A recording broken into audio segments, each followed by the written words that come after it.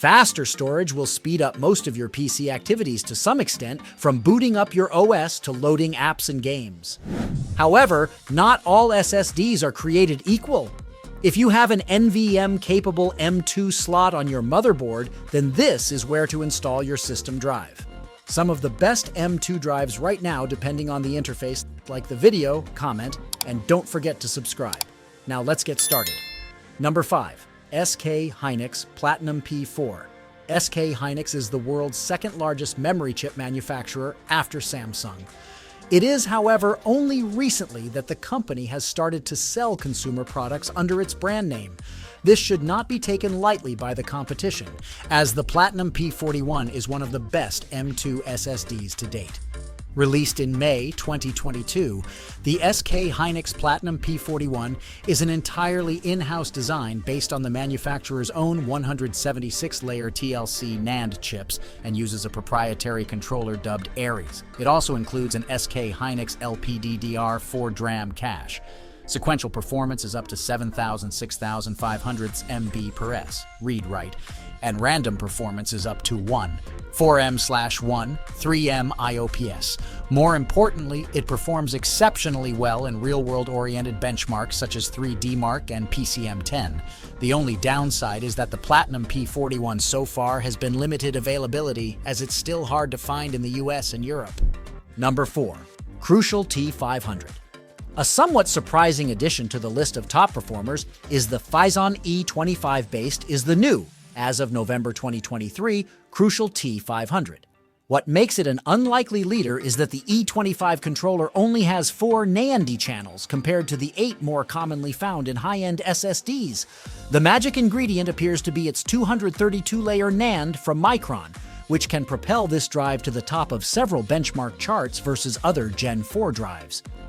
We have recently observed the same trend even in DRAM-less SSDs like the impressive Team Group MP44. But the Crucial T500 does employ an LPDDR4 DRAM buffer that gives it an edge in many workloads. Number 3.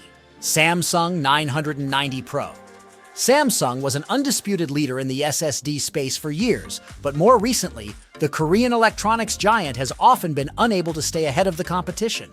The 990 Pro is a return to form, with Samsung now retaking the lead in many key benchmarks that reflect real-world use. This is perhaps not readily apparent when just looking at the sequential transfer rates, where the Samsung 990 Pro, much like the competition, basically maxes out the PCIe Gen 4 bandwidth. It does excel in the random performance area, however, at up to 4M/1, 55M IOPS read-write. The drive uses Samsung's proprietary Pascal controller, 176-layer NAND, and an LPDDR4 DRAM cache to achieve these numbers. Warranty and endurance ratings remain the same as the 980 Pro predecessor at 5 years or 600 TBW, 1 terabyte, 1,200 TBW, 2 terabytes. Unfortunately, the Samsung 990 Pro is not just one of the fastest SSDs on the market, but also among the more expensive. Samsung's 990 EVO is newer and technically Gen 5 capable, but also much slower than the 990 Pro. Number 2. Seagate FireCuda 540. The Seagate FireCuda 540 is another recent addition to the Gen 5 space, and it uses the same E26 controller as all of its current competitors. It is also equipped with the same 232-layer TLC NAND as all but the Crucial T700, meaning that it runs at 1,600 MTS.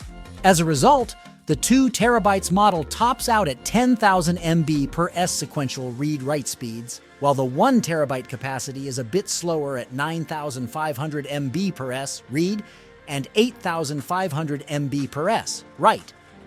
What sets the FireCuda 540 apart from the competition is the Seagate firmware, and perhaps more importantly, a significantly higher endurance rating. The 2 terabytes model is backed by a 2,000 TBW, terabytes written rating, and half of that for the 1 terabyte FireCuda 540. Number 1. Crucial T700. Crucial's T700 is not the first or only SSD to use the Phison E26 controller, but it currently outperforms the competition thanks to the latest and fastest NAND memory chips from Micron. Crucial is a Micron subsidiary.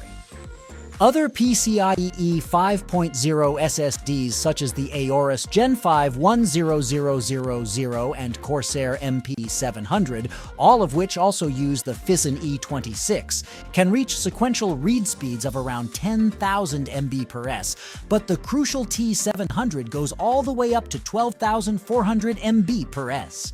It shares the title of fastest consumer SSD to date with the similarly equipped Team Group T-Force Z540 and Corsair MP700 Pro, both of which use largely identical hardware. A downside of the earliest Gen 5 SSDs, however, is that they require efficient cooling to avoid overheating and throttling. If you don't have a decent heat spreader on your motherboard, it is probably a good idea to opt for a model with an included heatsink. Gen 5 SSDs can be expected to improve even further in terms of performance, efficiency, and not least pricing over the coming months and years. But for now, the crucial T700 and its closest competitors are the fastest consumer storage devices you can get for your Gen 5 capable PC.